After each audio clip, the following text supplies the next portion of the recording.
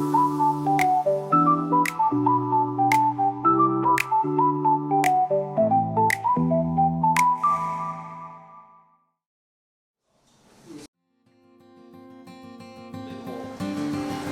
面で見れる水形書が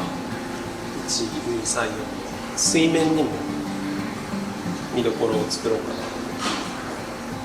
今回使う予定の水草が睡蓮なんですけど、過去 180P だと睡蓮の水槽を作って、なんかそれのまたコンセプトに近い水草がこう最終的には作り上げる幻想世界を目指しています。睡蓮も1種類の睡蓮じゃなくて 4,5 種は入れようかなと思ってて、例えばタイガーロータスのグリーンとニムファミクランサを例えば左右にこう植えたとしたら、ちょっとこう個性が近いというかお互いに柄の入った葉っぱの模様なんで、なんかちょっと喧嘩しちゃうかなと思ってて、逆にペルーマロナドはすごくこう不要に上がっていく葉っぱが紅色に近いような、そこをうまく混ぜたいなと思ってます。なんか視力が低い世界を作りたくて、なんかボケてる世界というか、パッて見た時になんか全体の色とか形がすごい混ざり合ってて、それをなんか水槽の中で表現できないかなと。なんかその最終的なこの子がどういう形になるかって知った状態、それを知った前提でなんか構図組まないと、なんか構図が毎回かっこいい構図になっちゃうというか、なんか構図に頼る水形になっちゃうから、水草と魚が主体のこうナチュラルな世界になった時は、なんか構図の段階で結構魚と水草考えてない。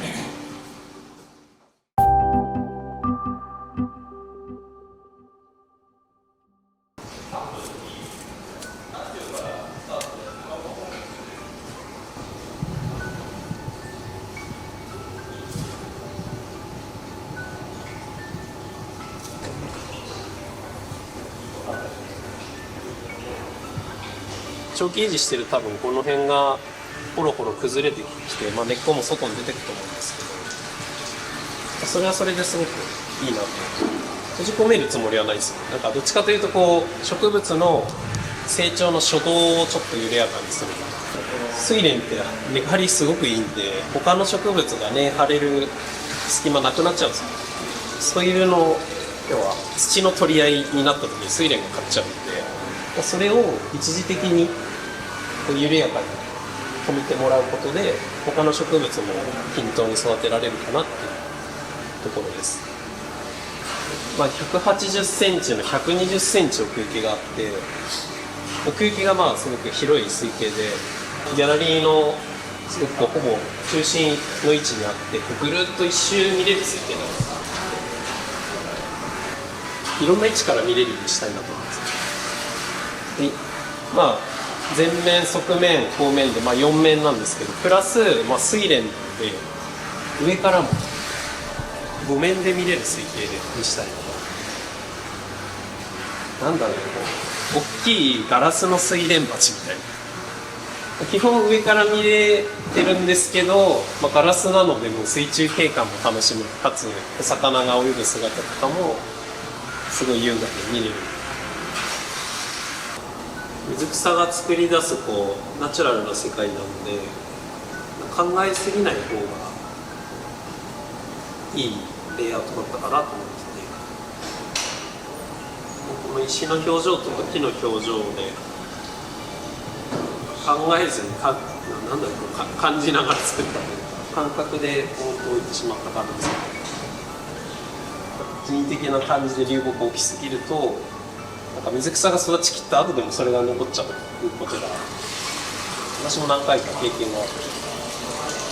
構図の段階でいかにそこを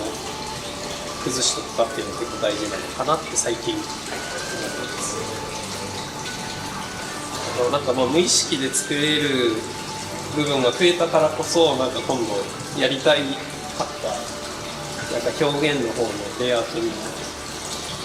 その脳みそ使えるようになるのかなってレイアウトの経験が浅かった時ってやっぱりこう流木の角度とかに頭の考え方とかをとらわれすぎちゃってなんか本当にやりたい世界観までいけなかったんですよ。そこの部分をなんかちょっとずつ勉強していくなり体験経験していって無意識でできるようになるゾーンが増えると今度なんかそっちの思いのゾーンの方に時間とか労力使えるようになってきてる感覚は最近ようやく芽生えてきた。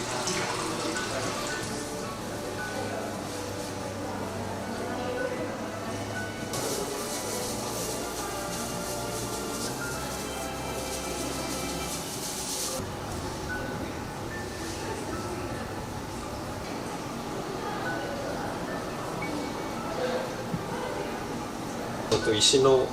木の裏とかそんなに植物が生えてくる前提で見えないんで巻かないんですけど、このレイアウトは巻かないとですね。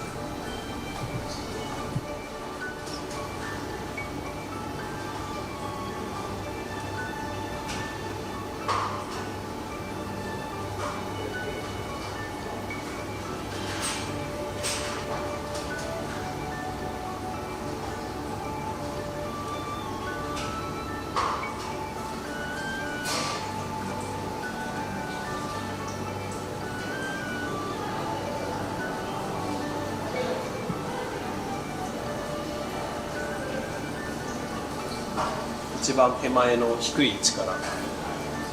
下草を植えています。でヘアグラス以外にもいろいろケバパールと他も混ぜるので、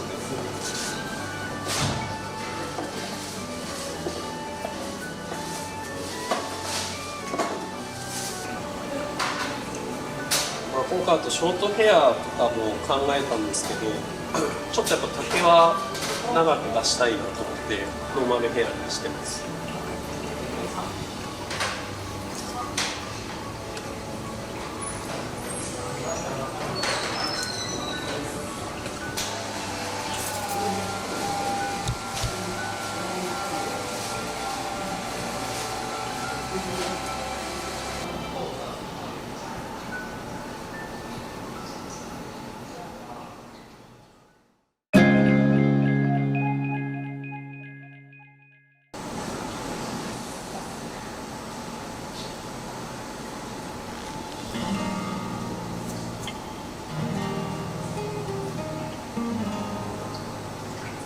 コシートもこれちょっと大きさ変えてるんでこの辺結構でかいんでこの辺はもう基本2株とか3株ぐらいでこの辺は狭いから1株とか上の方が広い。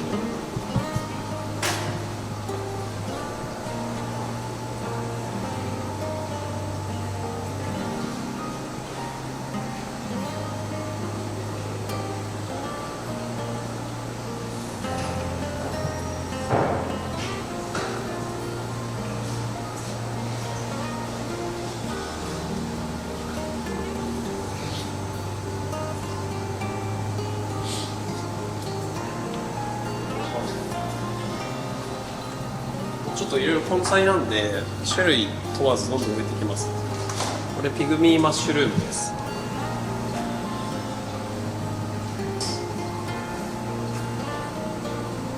睡蓮のこのなんていうんですかね丸葉の雰囲気にちょっと似てるのでなんかそこも可愛く調和するかなと。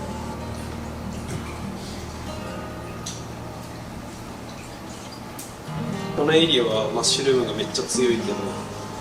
っちではスタウロギネがあってヘアグラスは逆に中央はすごい生えてるなみたいなそういう差があったの面白いかな。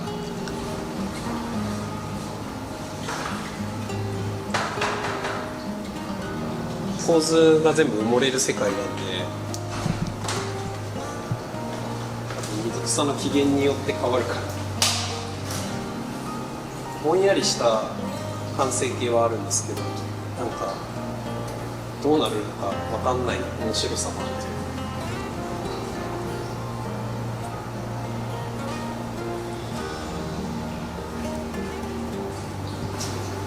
じゃあスターロギで植えます。ちょっと深めに植えたいんでちょっとグリップ使いますね。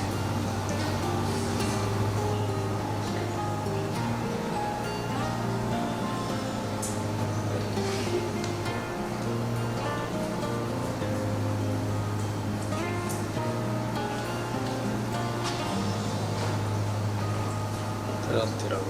タイガーですか？プランテラは竹はそこまで出ないですけど、中継層をライトグリーンに彩ってくれるような。なので今回使う位置もちょっとこういう構図の間とかに群生してる感じですかね。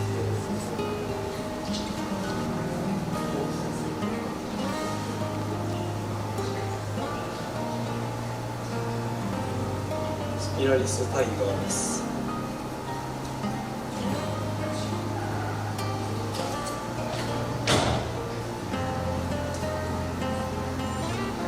有形草なんですけど、こういうテープ系の植物に負けないぐらい縦の成長が早い